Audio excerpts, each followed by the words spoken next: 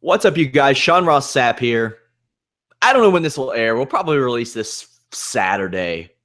But either way, the guy we are with today is fresh off of a madman, psycho, crazy-ass, shit-eating wild man tour. Matt Riddle. Matt Riddle on that Wildman Tour 2017. Yeah, you should have had shirts made. Should like, have shirts made. I was only the band tour, like with all the dates of the 10-day tour on the back of it. It's got to happen. You were in a fucking death match last weekend. Yeah. What was that experience like? Well, I've seen barbed wire before, but last Sunday was the first time I had to have somebody peel it out of my back. There was a spot I saw online, and it was a very clever site. Dare I say, the most clever spot I've ever seen in a death match in my life, where you were running at your opponent and he just threw down a bunch of thumbtacks. Yep. Who thought of that spot? That was Tremont. Pretty clever. We were gonna get into the bare feet and tacks regardless because I wrestled bare. You got to do the die hard spot. And then he had the idea of, he was selling in the corner. He throws the tacks out as I charge him. I have to stop and then play with me then because I can't really. He took away my mobility. How many thumbtacks did you pull out of your ass that day? No. You didn't get any thumbtacks in you? I don't know how. I know they stuck in because I had little punctures. I didn't have to have any of them pulled out. By the time I got to the locker room, every single tack was out of me. Did you feel like pretty fortunate about that? Yeah, I was waiting. I was like, all right, pull them out. And they're like, oh, nothing there. I was like, oh, sweet. And I took clothesline. I took a bump onto them. I got death belly dropped onto barbed wire. And then I drugged through the tacks onto another barbed wire table. Damn. I can't wait to see this. Hopefully it's released somewhere. I'm pretty excited to see this. Expanding your horizons, as they say. Yeah, you know what? I looked at it like this. Hey, I've done the UFC. I've done some pretty good, strong style wrestling matches. I did a complete spot fest with the Young Bucks, Will Ospreay, and everybody else this past Monday at Culture. So I was like, why not throw a death match in the mix? So nobody can like that card. Well, he never did a death match. It's like, no, I've done death match, just barefoot. So I'm legit. Yeah, people were tweeting me, telling me about the Young Bucks match. And yeah, well, here's my question, Matt. What the fuck do you and Jeff Cobb got to do to get a PWG tag title shot? Who do you got to beat? Well, I don't want to be a spoiler, but those tag belts will be coming to me and Jeff Cobb sooner than later. I hope so. We management at PWG, not this month because I'm wrestling Adam Cole, but the following month, whoever the tag team champions are, then me and Jeff Cobb are facing them. Ooh, breaking news. Yes. Breaking news, I am pumped. Also, I noticed PWG, they were on their shit for the last show. They had that preview trailer out the next day. I was happy. Yeah, well, I'll be honest. PWG, I don't think they're ever going to start streaming their content. Yeah. I think they're moving a little harder. They're working a little harder for it. And, they got the trailer out the next day, and they're having shows consistently every month now, and it's good for the guys. It's good for PWG. It's good for everybody. So when is that title shot? What month is that? Most likely. You cut out. What was that you cut out? May. Ooh. May. Ooh. Where are you right now? I am in London at a Premier Inn right by the airport because I fly out to Hamburg very early tomorrow. Damn. And then, actually, Shane Helms put you over a lot on our show yesterday. How about that? How about that? Oh, shame. He said, I've never met Matt, but I'd like to. I like the way he does things. And he says, I don't know how that motherfucker wrestles without shoes. It's a trick. It's a trick. It's not easy. It's not easy. But I would say grappling and fighting and stuff without shoes probably conditioned you a little bit for that. It did. It really did condition my feet for that. But I still have to be careful. And like when I take slams, especially superplexes and slams onto the floor on the outside, I have to make sure I land flat with my feet, because if I don't, crush my feet. So it adds a moment of like, I really had to take care of myself in there. I think it helps me stay safe. My wife sprained her ankle last week. It's huge right now. So how did she do that? Falling down the stairs. It's okay. It's okay, because I was actually I was taking out the trash, and I had set the trash bag down at the bottom of the stairs. The giant bag of trash broke her fall. That's good. You know. Trash story. Yeah, you know. Everybody's got a good trash story. So you talking about Goldberg is always in the headlines now. And here's what pisses me off. Here's what pisses me off, Matt. All these wrestling websites see me as competition. I've worked for a few of them. So whenever I submit the quote, I'm like, hey, Matt Riddle talked about how he's going to choke the fuck out of Goldberg. They won't run it. They're like, I don't want to give Sean Ross Sapp any publicity. Because I'll get on their asses about plagiarizing me and shit. Then you spoke to the Sporting News about it. Everybody covers it. So here we go. I'm going to get my Matt Riddle versus Goldberg headline for the week. How fucking long would Goldberg last with you in a shoot? In a shoot, like a legit shoot, I think he knows this, and I definitely know this. It would last probably maybe 2 minutes max. It's maximum time. That's giving him some credit too. He does use steroids, and he does work out a lot, so I'm going to give him the benefit of the doubt. He is probably really strong, but then I take age into consideration. I take wear and tear in consideration. I take his football career and concussions into consideration, and I think is about 2 minutes before he falls down or I choke him out or I break his arm. Interesting. Also, I got an email from a guy. Gosh, I want to say maybe a week or two ago. It's when you did a seminar in Europe, wherever you did a seminar at. And I wish I remembered his name. But he said at the end, Matt rolls with everybody. And he said, if we're lucky, we last 40 seconds. And that's if we're very, very lucky. I guess you were just gauntlet style, choking sons of bitches out. Yeah, that's how I do my seminar. I'll teach some techniques. I teach some moves and go over some, philosophy. And then we already went over the techniques, so I expect everybody to be able to do them in live competition. So I make everybody get in the ring with me one at a time. It's just like we're working. I give them openings, and then there's times to take over and do what I want as well, because that's how I wrestle, Yeah, have you had people that are like, damn, I didn't realize the talent gap between untrained and UFC fighter?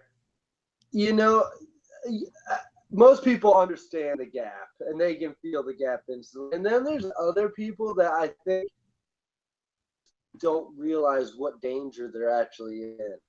Like I had a guy the other day, and it was at that seminar, where he didn't tap. Every time I put him in something, he made me crank it, and I would let go of it because I didn't want to break it. Third one, he goes, well, you haven't made me tap. Well, the fucking next one, I fucking cranked his knee until he tapped. It only took me about 5 seconds to get there, Yeah. It's like, I go, no, I was looking out for your safety because I didn't want to break anything and take it home with me. But I think a lot of the younger guys don't realize the gap until they get in there and realize how they're like a child, and then the older guys understand the gap. They've been around and they've seen life, so they understand. I've trained with some very, very good amateurs, and I remember the first time I trained with somebody who was just in Bellator, and I felt so helpless. I was like, oh shit, what is this? Go ahead. People don't realize the gap of professional mixed martial arts. Like even a guy like Chuck O'Neal, like he like it's not like people are raving or talking about him. Like a dangerous guy. So is Eric Spicer, who's in the UFC now. It's like wrestling, and most of the guys, fans don't realize this, but it's like no, those guys could knock you out in a second. And for some reason, they get it with me, but for some other reason, for some other fighters, they don't realize the danger that they're in. Here's a funny story. Jessamine Duke, who's a member of the Four Horsewomen, she hasn't had a good UFC career. She's like 3-5, doesn't have a great record at all. When she was an amateur, there was this karate school in my hometown that put on like a grappling tournament. And they had no idea how they were going to run it. And she just happened to be up first. Well, she immediately grabbed a dude and standing guillotined him in like 5 seconds. And they're like, oh shit, we weren't prepared for this. So they just decided on the fly, we're going to go gauntlet style. The next guy comes up. Well, she drops down and she does a triangle in about 20 seconds. Then they send another girl up there, standing guillotine, about 10 seconds. She went through 4 people over the course of about 2.5 minutes as an amateur, as a high-level amateur. And this isn't a male UFC fighter, so that's a come-to-Jesus meeting for a lot of people. I know it was for me. I was diving for low singles, anything I could to hang on for an extra second when I was training with Sean Asher, who went to Bellator. Like, it was – so I got that email from that dude. He was like, yeah, there were a lot of people that were like, oh, this is what it's like to train with a UFC fighter. This is what it's like. And you had already been through the gauntlet with like 10 guys at this point. Yeah, and like I said, every seminar since like the beginning of my MMA career and wrestling career, even when I did wrestling seminars in college, I'd wrestle with every person. When I started doing jiu-jitsu there, MMA, wrestling, every person. If you come to my seminar, I'm going to put my hands on you. You have a lot of bookings next week, Matt. Like, you're going to wrestle like 74 times next weekend. Yeah. And I already have bookings for the following weekend and week. Nice. Like, are you going to wrestle throughout the week after WrestleMania or just? No, I get that week off, but I'm in Chicago the 8th wrestling Loki. And then I'm back. I don't know what I'm going to do Saturday and Sunday. I'm trying not to even wrestle, to be honest. And then that week, I'm going to ICW, I think, in Scotland, April 12th. You and Loki. Me and Loki, somebody finally booked it. They want to shoot. I can't wait for that. Those early Loki versus Amazing Red matches were just some of my favorite at the time. Those made me want to be a professional wrestler. I would see those two, and it was like that looked like kung fu movies. It looked like live action Mortal Kombat. I was like, whoa, what is this? And now I see, I think it's Ricochet, and God, I can't remember who else it is. It's not Will Ospreay. It was at a PWG event. And I was like, damn, this is like the updated version of Low Key versus Amazing Red. It was really cool. So where all do you wrestle WrestleMania weekend? I wrestle for all the Evolve shows. I wrestled the WWN Super Show. The Joey Janela show. Joey Janela Spring Break against Dan Severn. Beyond Wrestling against Donovan Dijak. Progress versus Evolve. And I think that's it. We're covering all those on Fightful.com, by the way, guys. So go over there. We'll have live coverage and discussion. You all can talk some trash. You all can make fun of Matt, whatever you want. Because, Matt, this is the road to Fightful Mania. Fightful Mania. Oh, shit. That's pretty cool. That's a cool graphic. Yeah, our boy Graham hooked it up, of course. Graham does everything. I wish we had the funds to put that guy in the payroll. He's a legend, man. Didn't he design your shirt? He designed a shirt. It's been selling very well here in Europe. Impressive. So you have at least 6 matches that weekend, at least. It's at least 7. The only one I'm not sure I'm doing is the Evolve versus Progress. That's the only one. If I do that one, that'll be 8. But that's the only one I'm not sure I'm doing. progress and evolve. So they're against each other. I like to be on both teams and just wrestle twice that card. Yeah. You know, more. What if you have like a 2-hour gap and a promoter just sees you on the street? And he's like, "Hey, come get on the show real quick." Would you do it? If he paid me, yeah. Of course, if he paid you. I mean, not like for free. Yeah, if he pays me, of course. And of course, I'm picky about my matchup. So it's like they want me to wrestle. I mention names. But say if they want me to wrestle somebody that's like the captain of a ship or something. Oh, come on. What if they want you to take an impaler from the managing editor of Fightful.com? Yeah. What's that? I said, what if they want you to take an impaler DDT from the managing editor of Fightful.com? I'll take it, and then I'll literally fire right up, no sell that shit, and tombstone you, bro. People will joke and ask me that all the time. I'm like, if a promoter wants to book Matt to face me and they want a 2-minute match out of it, that's what they're probably going to fucking get. Yeah. Like, come on, guys, be real. My job is behind it. Strikes, and then you'll hit me with the impaler DDT. And you'll stand up. And then I'll fire like it did nothing. Or maybe I'll take it, then just eat it, bridge it, and then bridge back over Northern Light suplex you or something. I don't know. Do you remember Road Warrior Hawk when he took the pile driver and he just stood up? That's what I would want you to do. I would want to give it to you, and then you immediately stand up and look at me and kick the shit out of me. That's how you do that. I literally do that almost every week, at least once or twice. I did that last night to Marty's. He hit me with a brain buster, and I just sat right up and looked at him like, you idiot. There are a lot of people that are like, well, no selling's killing the business. Well, if it doesn't hurt, it doesn't hurt. If he can physically get up, then it's believable. This is the difference. There's a difference between no selling, actual no sell. And the difference is a lot of people are no selling, and when I say no selling, they're like that anything can happen. They're just basically like getting super, walking up to the guy, slapping them, and then hitting a move, right? That's not what I consider no selling. No selling is I acknowledge I got hit with the move, but that just fucking pissed me off and woke me up. Like, you son of a bitch, how dumb are you to try to do that shit to me? That's my fire-up, and that's the difference. Because I see all these guys, like, doing fire-ups or whatever, but they're not real fire-ups. They're just, like, and then, like, doing moves. I fire up, no sell, and do moves. Completely different. Completely. I wanted to ask you a little bit about some MMA. Keeping the business alive. Keeping business alive. I hit people. Yeah. Keeping it alive. I had some MMA stuff I wanted to ask you about. Bellator's running a pay-per-view. Have you heard about this? No. I don't think anybody else has either, so it's a bad idea. It's going to be in New York City at Madison Square Garden. It's never happened. You want to hear the lineup? They've never had a big MMA fight card in New York City at Madison Square Garden. Nobody's ever done that before. Chael Sonnen versus Vanderlei Silva. That's pretty badass. Okay, that's going to put some asses in seats. Do you think the fight actually happens? No. Well, even if it does, they're both going to.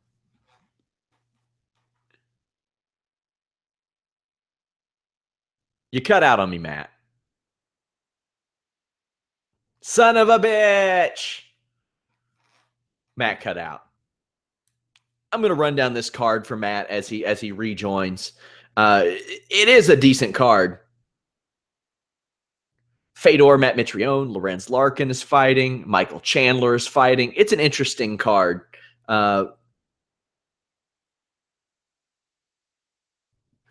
Yeah, we will only put this on a video version because Matt is in Europe. He really wanted to do this show though, so we made it happen because we couldn't get the right time on Wednesday when we were going to try to film it. Yesterday he was wrestling all day, so today was really the only time we could do it ahead of this weekend. And of course, we're going to try to make something work next week. But yeah, this will be a video only podcast for us. Bellator's got that interesting show. I talked about it a little bit on that show with Showdown Joe this afternoon. There he is. I'm back. He's back, and your connection looks better too. Yeah, probably not for long, bro. It's okay. Stay sideways. We're just going to keep this on video anyway. We probably won't even release the audio because it's a little choppy. But yeah, what do you think? Yeah. Do you think either one of them actually show up? I think they both show up. I just don't think either's going to pass a drug test. Well, there's not a lot of drug testing there. There's minimal drug testing. It's New York, though. That's true. They have an athletic commission, and that new athletic commission, especially for MMA, is going to try to cash in on 2 big paydays that they know they're going to catch them. You know? Yeah, that's true. That's a good point. Chael's going to fail and then just be like, I failed, I need it. And Bay's just going to try to test again. That's what I see happening. Yeah, Vanderlei was supposed to fight Crow Cop. And I don't think it's any coincidence that Crow Cop is like 15-1 in combat sports since his last UFC run. He's on some supplements.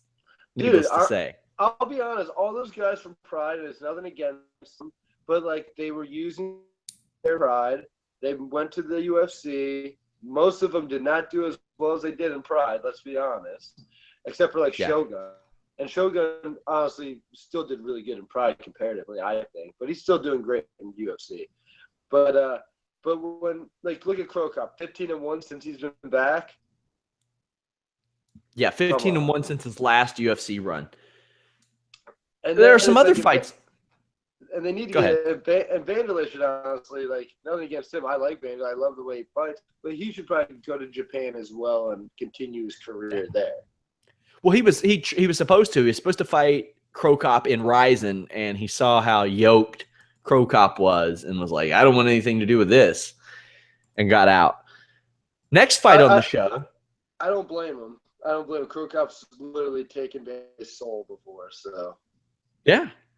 Next fight on the show, Fedor Emelianenko against Matt Mitrione.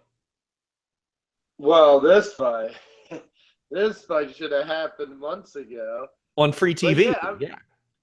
I'll be honest. Fedor in any fight, you could have him fight a fucking teddy bear. It's still going to put a crowd in there. So that, honestly, right there, they might do good business. They might. I don't know how many pay-per-view buys they'll get, but they'll definitely sell tickets. Yeah, the 100,000 mark has been like the benchmark that a lot of people can't get over. Like Affliction had trouble getting over that. And Affliction had some badass cards. They had some great cards.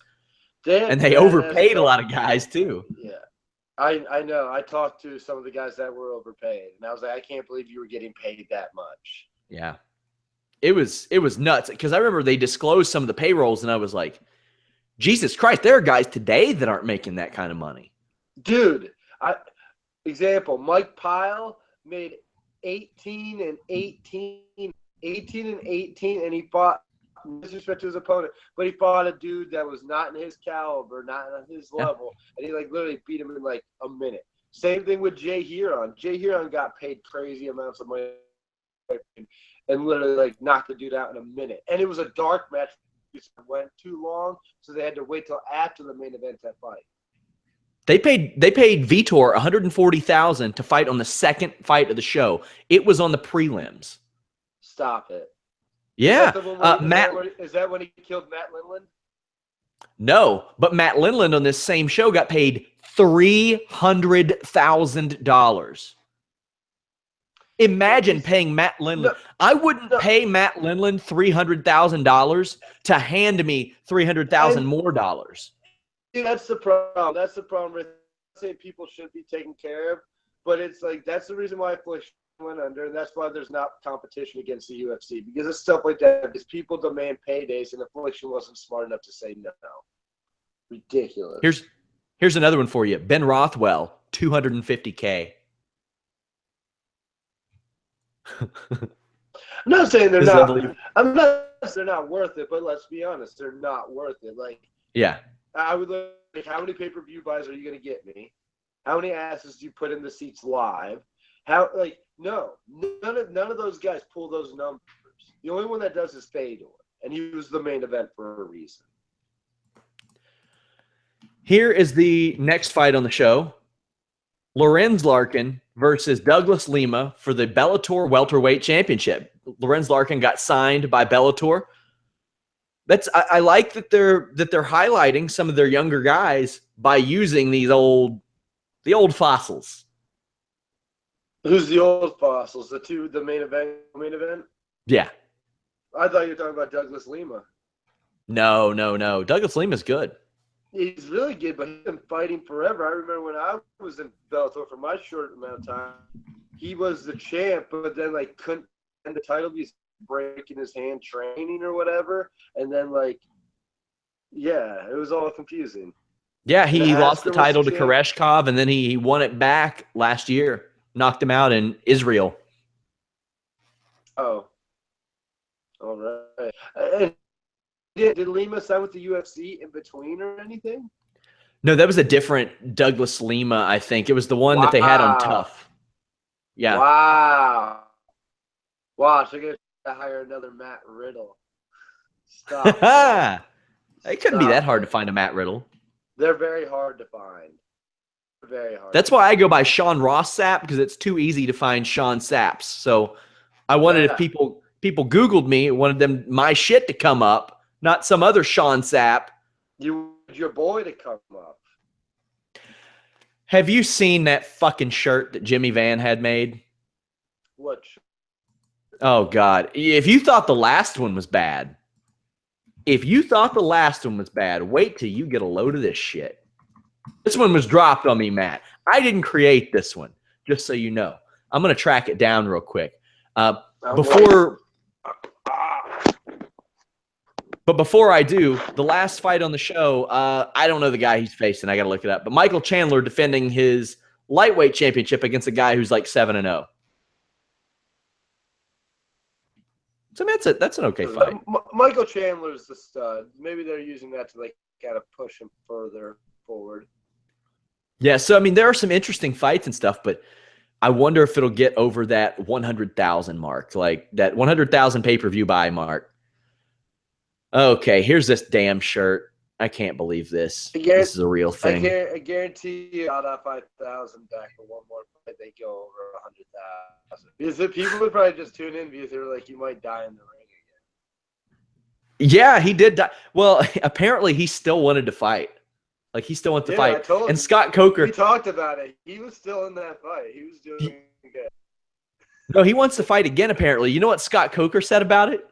What? He said, right now, let's just be friends. Oh, man. That's the worst. Now, check out this shirt. I'm embarrassed that this exists. Look at this. Oh, yes. Oh, yeah. Lay your eyes on that. That's the best shirt you have. That's the best shirt. What?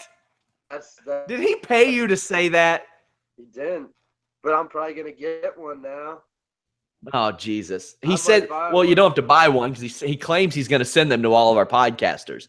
And I'm like, Jesus Christ, man. I haven't heard that yet. But if he does, I will wear it next time we're doing our podcast. Actually, yeah, I'll be in the next time we do the podcast. All right. So what's your schedule like next week? We got to set something. We'll go ahead and do it on the air. What's your schedule like so we can record our damn show? I don't know. They just tell me to show up and I wrestle. I think I'm only doing a seminar and a later show on Thursday. Maybe what we'll do is we'll do Wednesday, day before I leave. Because I leave Thursday morning. Hey, if you got to do a show from backstage at Joey Janela's spring break and you get Dan Severn and Marty Jannetty on the fucking show, I ain't going to be mad at you. You know I would do that, but I'd probably have good service at the venue because they'll be streaming live on FlowSlam. You don't have good service now. Bro, I'm in London in an airport, and you know what the worst part is? I splurged the business VIP Wi-Fi because I knew we were gonna do this, and it'll trash. I'm gonna go out to the front desk and flip out. I've been flipping out. Yeah, you need to. I've been flipping out on Scottish, English, and German people this whole trip. So, this isn't all I've heard of this. Sources tell me to ask you, who the fuck is Gloves? Are you gone again? You're gone again. You're frozen again. Man. Frozen again. He's got to go off on these people. Unacceptable, Matthew. Unacceptable. He's going to get me that story about gloves. I might wait until next week when I know he has a better internet connection. I think that's the better idea. This is just a bullshitting whatever show. I'm releasing it on a Saturday. No audio version's going to go up. You know. Hey, I do have that members only podcast though over at Fightful.com. By the time you see this, it'll have been yesterday that I film it, when I'm filming it in about a half an hour. So we're going to talk about a lot of stuff there. Have WWE Demon Diva on the show. Talking World Baseball Classic, NCAA basketball. Talking about how I found some of the Fightful staff. Talking about sources. We got lots of stuff there. I think he's back. Maybe. I just see his icon now, so maybe he's not back. It's a Matt Riddle Brocast, y'all. What do y'all expect? He's a traveling man. He had that death match on Sunday. Yeah, I encourage you all to seek out that spot that I talked about where he was running at Tremont. Tremont just throws out a bunch of thumbtacks. I thought that was really cool, a really cerebral spot. It made a lot of sense. A lot more sense than his business Wi-Fi made. Hey, at least we got that Goldberg quote out of it. You never know what will happen when Matt Riddle is traveling. But this story that I hear about gloves, apparently some dude named Gloves pissed off Matt Riddle real bad during one of his European trips. And Matt's a very laid back dude. I've never had a crossword with Matt Riddle.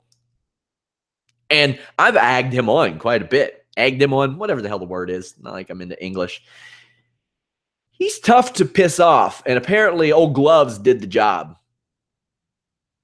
It's like, who knows, man? Like, imagine you say something to Matt that just sets him off. Like, what are you going to do? You can't beat him up. You can't threaten to beat him up. You can only hope to survive the ass kicking. Yeah, as always, guys, or as I'd like to remind you all, we have Fightful Mania coverage next weekend. It kicks off with the Jimmy Van show on Wednesday. Then we're covering like Evolve and Progress and NXT and the WWN Super Show, Joey Janela's Spring Break, the Hall of Fame, WWE WrestleMania, of course. You all got to come over and check out the live coverage of discussion there. We want you to be a part of our community. We want to hear your feedback. Do you like these stories? Do you not like these stories? Your feedback is important to us. I think I hear Matt. I thought I did. Matthew. He left me all alone. Well, guys, I guess for now we're going to wrap up the Matt Riddle Brocast. This was an abbreviated edition. Call it a bonus edition. You all don't have to pay for these shows. We do. Fightful does. But we will be back next week. Next Wednesday, we'll be back. Well, we'll film it Wednesday. We'll probably release it Thursday per usual. Matt will be home. So we'll get that on there. Going to unload the info on Matt that I will be doing some work for Flow Slam. Of course, Fightful is my priority, but I'll be calling some MMA for Flow Slam. Premier MMA Championship, May 26th. And apparently the boss man there heard my name and was pretty happy because of the connection to Matt Riddle. Hot diggity damn. Who would have known it? Until next time, guys, follow Matt Riddle at Matt Riddle Tough 7. Follow me at Sean Ross Sapp. Of course, follow these three. I can point to them because we're not doing an audio version. And subscribe to us, iTunes, Stitcher, YouTube. We'll get the stuff sorted out. Matt's a traveling son of a bitch, the shit-eating wild man himself. Till next time, guys, we're out.